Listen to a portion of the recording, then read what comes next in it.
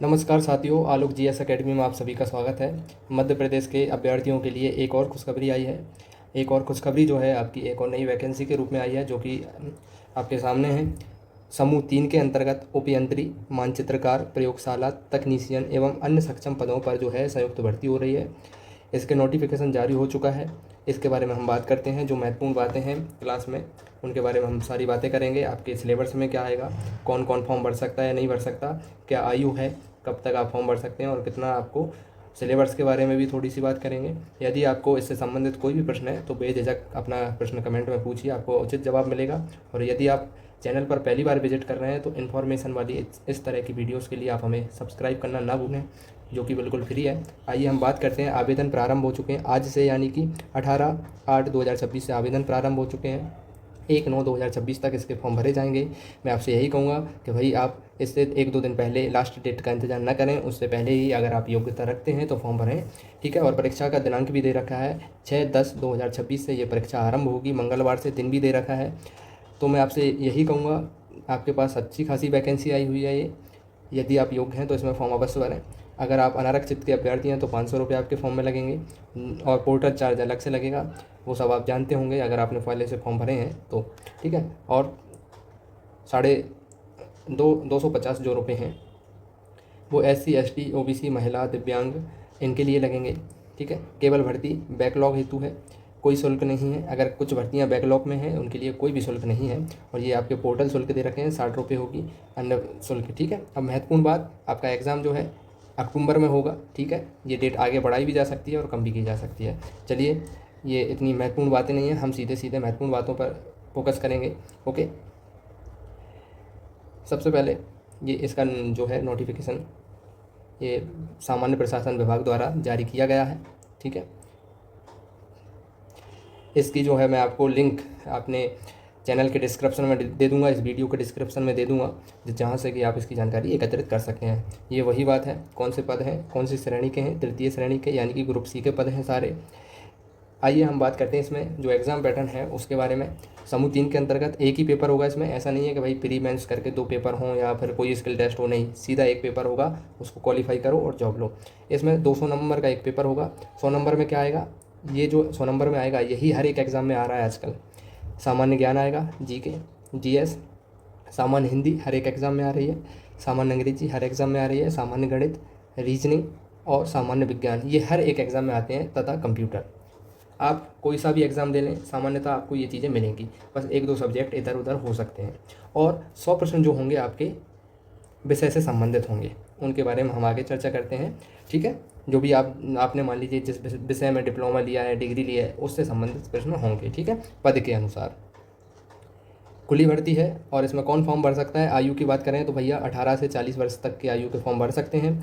यदि आप SC ST OBC या दिव्यांग हैं तो आपको 5 साल और मिलेंगे एक्स्ट्रा, याद रखना, ठीक है, 5 साल और मिलेंगे। यदि आप इसके अलावा आप किसी भी जो है शासकीय निगम मंडल स्वशासी संस्था में कर्मचारी हैं, नगर सैनिक हैं या महिला हैं, महिला किसी भी वर्ग की हो, ठीक है, महिला चाहे SC ST OBC अथवा जनरल महिला भी है तो उसको भी जो है 45 वर्ष तक की आयु है, ठीक है, फॉर्म भरने की। चलिए अब आगे चलते हैं। आयु के बारे में आप लोगों को बात एकदम क्लियर हो गई होगी, ठीक है। तो इसको जो है पढ़ लेना है आप लोगों को, ये इतनी मुख्य बातें नहीं है भाई। ये इस जो MP में जो आरक्षण है, इस आधार पर आपको सीटें दी गई हैं, 20%, 16%, 27% और 10%, ठीक है। चलिए जल्दी से आगे बढ़ते हैं हम लोग। जो महत्वपूर्ण बातें हैं उन्हीं को हम यहाँ पर चर्चा करेंगे। बाकी अगर आपको पूरा जो सिलेबस चाहिए तो इसके लिए आपको हमारे जो है चैनल के जो है इस वीडियो के डिस्क्रिप्शन को देखना, उसमें आपको लिंक मिल जाएगी, ठीक है, मैं लिंक ऐड कर दूँगा। देखो ये सारी पोस्टें हैं, ये पोस्ट कोड हैं, ठीक है, ये पोस्ट कोड हैं, okay. 27 post code, 28 post code, 58, 59, 60, कुल जो आपकी भर्ती हैं 42 प्रकार की भर्ती हैं, ठीक है। 42 प्रकार के जो विभाग हैं, कॉलेज हैं, उनमें हैं 120 भर्तियां हैं। उपयंत्री की शायद लगा के अगर 120वां जो पोस्ट कोड है वो उपयंत्री का है। कुल भर्तियां हैं आपकी 1040। कितनी भर्ती हैं, कुल भर्ती हैं आपकी 1040, और अच्छी खासी भर्ती कहूँगा, देखो एमपी में जो भर्ती आती हैं उसके हिसाब से मैं ऐसे ठीक ठाक भर्ती कहूँगा, क्योंकि एमपी में या तो भर्ती आती ही नहीं है या आती है तो कुछ इसी प्रकार की आती है, ठीक है ना। तो इसमें आपको कोई समस्या होनी नहीं चाहिए, क्योंकि एमपी के जो छात्र छात्राएँ हैं, अभ्यर्थी हैं, वो वैसे ही प्रताड़ित हैं। तो मैं यही कहूँगा भाई, मौका है, लग जाइए, ठीक है। और ये जो अब हम आगे देखने वाले हैं ये विषयवार हैं, 2-3 हम देखते हैं, इसके बाद आप खुद देख सकते हैं और फिर हम आगे बढ़ेंगे। आप देख सकते हैं ये पद है, पोस्ट कोड है 001, खनिज सर्वेक्षक, ठीक है। कितने पद हैं? 4 पद हैं, 2 अनारक्षित हैं, एक एससी के लिए है और एक ओबीसी के लिए है, ठीक है। अब कई लोग सोचेंगे ईडब्ल्यूएस के लिए नहीं है, एसटी के लिए नहीं है, तो मैं कहूँगा आप सभी से गलत कुछ भी नहीं सोचें, नेगेटिव बिल्कुल भी नहीं सोचना है, ठीक है, केवल पॉजिटिव सोचना है। इसमें जो है भाई विभाग में ऑलरेडी एसटी और ईडब्ल्यूएस के पद भरे जा चुके होंगे, वैकेंसी नहीं होगी, इसलिए ऐसा होता है, ठीक है। आगे से इस बात को याद रखना। ये लेवल 7 की वैकेंसी है, 2800 इसका पे ग्रेड है। और आपके पास शैक्षणिक योग्यता क्या होनी चाहिए इस फॉर्म भरने के लिए?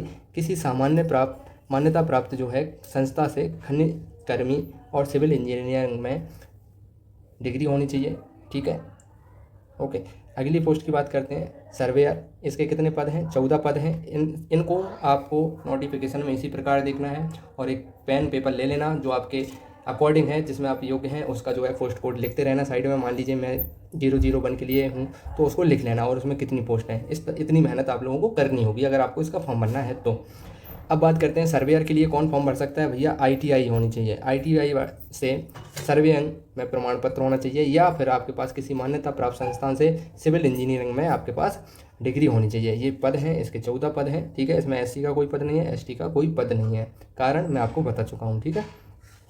इसी प्रकार हम देखते हैं भैया, प्राचार्य शासकीय पॉलिटेक्निक कॉलेज सिवनी में कुछ पद दे रखे हैं प्रायोगिक तकनीशियन के, ठीक है। प्रायोगिक तकनीशियन के कुछ पद दे रखे हैं। तो किसी भी मान्यता प्राप्त विश्वविद्यालय से या मंडल से इलेक्ट्रिकल इंजीनियरिंग में की शाखा में कम से कम प्रथम श्रेणी में जो है आपके पास डिग्री होनी चाहिए। इसमें केवल एक पोस्ट है, याद रखना, ठीक है। ऐसे ही मैकेनिकल इंजीनियरिंग के लिए, अब जो मैंने आपको एग्जाम के बारे में पैटर्न बताया था, एग्जाम पैटर्न जो है 200 नंबर का था। इसमें भाई आपका 100 नंबर में तो क्या आएगा? Math, reasoning, GK, science, computer, ये सब कुछ आने वाले हैं। और बाकी 100 नंबर में क्या आएगा? मान लीजिए आपने पोस्ट कोड 004 के लिए आपने फॉर्म भरा, तो 100 नंबर का क्या आएगा आपके में? मैकेनिकल इंजीनियरिंग आएगी, ठीक है। ये आपके सब्जेक्ट से संबंधित है और इसमें केवल एक पोस्ट है, वो भी किसके लिए? एससी के लिए है, ठीक है, याद रखना। इस प्रकार से आपको क्या काम करना है, मेरी बात ध्यान से सुनना। ये जो है आप सभी को एमपी ईएसबी की साइट पर मिल जाएगा इसकी पीडीएफ, और मैं भी जो है इसकी लिंक डाल दूंगा। इसको पूरा देखना और आपको क्या करना है, एक पेज लेना है, उस पर अगर आपको फॉर्म भरना है तो भाई यहाँ पर पोस्ट कोड लिखिए, वैकेंसी लिख सकते हैं और क्या आप योग्य हैं वही लिख लेना, 1 2 3 जितनी भी वैकेंसी के लिए आप योग्य हैं तो, ठीक है।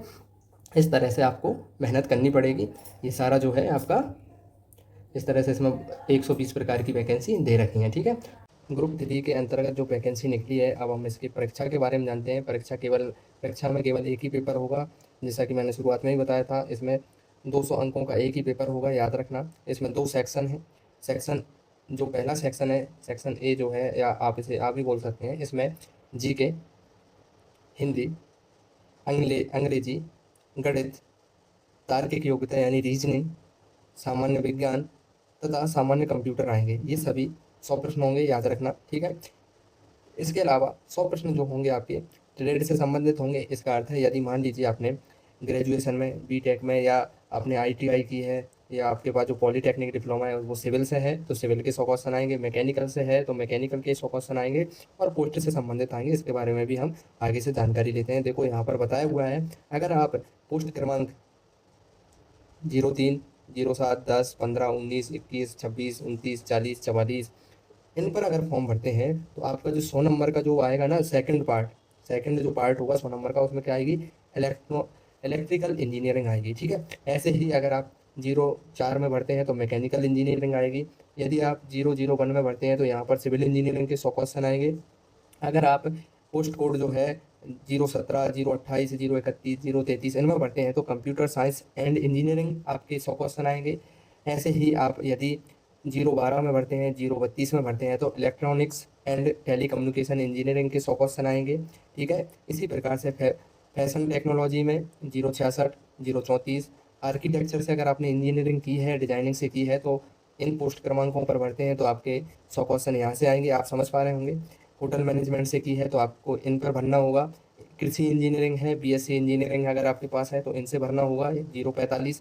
तो आपको समझ में आ जाएगा कि आपको 100, अगर मान लीजिए कोई व्यक्ति जिसने 057 पोस्ट को चुना और उसने एग्जाम में फॉर्म भरा, ठीक है, तो उसको 100 नंबर का तो क्या पढ़ना होगा, math, reasoning, GK, science, computer, 100 number का वो सबको पढ़ना है। आप चाहे किसी भी उससे भरने फॉर्म, ठीक है, उससे कोई फर्क नहीं पड़ेगा, ये पार्ट सभी के लिए बराबर है।